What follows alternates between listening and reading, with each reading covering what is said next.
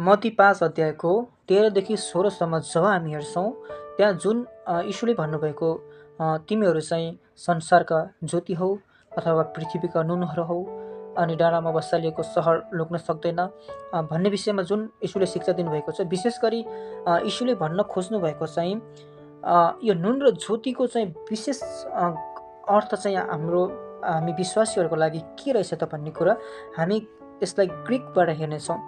नुनलाई ग्रिकमा जुन नुनको शब्द आएको छ त्यो चाहिँ हालास भन्ने शब्द आएको छ। ग्रिकमा त्यसलाई हालास भन्दछ। अथवा नुनको काम के रहेछ भनेपछि नुनले चाहिँ खानालाई सर्न दिँदैन अथवा खानामा स्वाद ल्याउने काम गर्छ अथवा नुनले चाहिँ एउटा स्थायी मित्रता चाहिँ बनाउँदछ जुन त्यो नुनको स्वाद कहिले पनि हराएर जाँदैन। अर्थात् यीशुले भन्न खोज्नु भएको एकदम गहिरो अर्थ चाहिँ के रहेछ भनेपछि यीशुको शिक्षा तिमीहरू संसारलाई नैतिक रूपमा बिग्रन नदिन र मानवीय जीवनमा अर्थ अथवा स्वाद ल्याउन पठाइएका हौ भन्न खोज्नु भएको रहेछ। तर ग्रिक शब्द जुन मोरेन्थी भन्ने शब्द अर्को एउटा आएको छ जुन मूर्ख अथवा नुनले आफ्नो स्वाद गुमायो भने त्यो कसरी नुनले पारिने भन्ने शब्द चाहिँ त्यसलाई चाहिँ मोरन्थी भन्दो रहेछ अथवा स्वाद गुमाउनु। अथवा यसको अर्को लिटरली चाहिँ के रहेछ भनेपछि स्वाद गुमाउनुको अर्थ चाहिँ के रहेछ भनेपछि एउटा मूर्ख हुनु पनि हुँदो रहेछ हैन। यसको चाहिँ स्वाद गुमाउनुको अर्थ चाहिँ मूर्ख हुनु।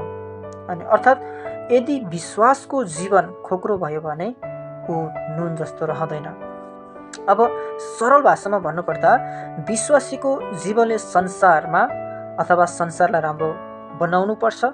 यदि हामी आफैमा नै प्रेम सत्य र निष्ठा हराउँछौँ भने हाम्रो उपस्थितिले अर्थ गुमाउँछ। यो चाहिँ हो नुनको अर्थ। म विशेष गरी नुन र ज्योतिको विषयमा चाहिँ म भन्न गइरहेको छु। अब ज्योतिको चाहिँ ग्रिकको पृष्ठभूमि हामी हेर्नेछौँ। अब ज्योतिलाई चाहिँ ग्रिकबाट चाहिँ फोस भन्ने शब्दबाट चाहिँ आएको रहेछ अर्थात् ट्रुथ रिभिलेसन अथवा गुडनेस हैन।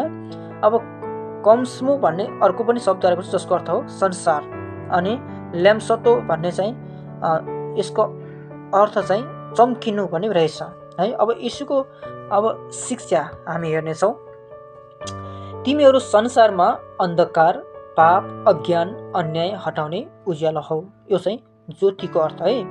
अनि प्रकाश लुकाउनु हुँदैन। जसरी दियो बालेर अथवा दियो राखेर चाहिँ ढाकिँदैन त्यसरी आफ्नो भलाइ पनि नलुकाऊ भनिकन यीशुले भन्नुभयो। अनि अब यीशुले यो पनि भन्नुभएको छ कि तिम्रो प्रकाश मानिसहरूको अघि चम्कोस् ताकि उनीहरूले तिम्रा असल काम देखुन् र परमेश्वरलाई नै महिमा दिउन्। जुन 16 अन्तिम पदमा चाहिँ यीशुले भन्नुभएको छ। अब यसको अनि एकदम सरल भाषामा बुझ्नु पर्दा तिम्रो जीवनले प्रकाश ल्याओस् शब्दमा मात्र होइन तर व्यवहारद्वारा। प्रेम इमानदारी क्षमा र सत्यका कामहरू देखाएर मानिसहरूलाई परमेश्वरतर्फ तान। नुन जस्तो बन्ने भनेको संसारलाई सर्न नदिनु हो। ज्योति बन्ने भनेको संसारलाई मार्ग देखाउनु हो। अब सजिलो अझै बुझ्ने भाषामा सारांशमा के हो भन्ने तिमीहरू यस्ता मानिस बन कि तिमीहरूको उपस्थितिले संसारमा स्वाद अर्थ र प्रकाश ल्याओस्। नुनले जस्तै बचाओ ज्योतिले जस्तै देखाओ। तिमीहरूको जीवन हेरेर मानिसहरूले परमेश्वरको महिमा गरोस्। यही नै यीशुले आफ्ना अनुयायीहरूलाई भन्न खोज्नु भएको है। त्यसैले नुन जस्तो हामी बन्नुपर्छ। जस्तै नुनले स्वादलाई चाहिँ बचाउँछ अथवा सर्ट्नबाट बचाउँछ त्यस्तै यीशुले भन्नुभयो नुनले जस्तै बचाओ ज्योतिले जस्तै देखाओ। आमेन। यो वचनद्वारा प्रभुले चाहिँ प्रशस्त आशीष दिनुभएको होस्। Thank you.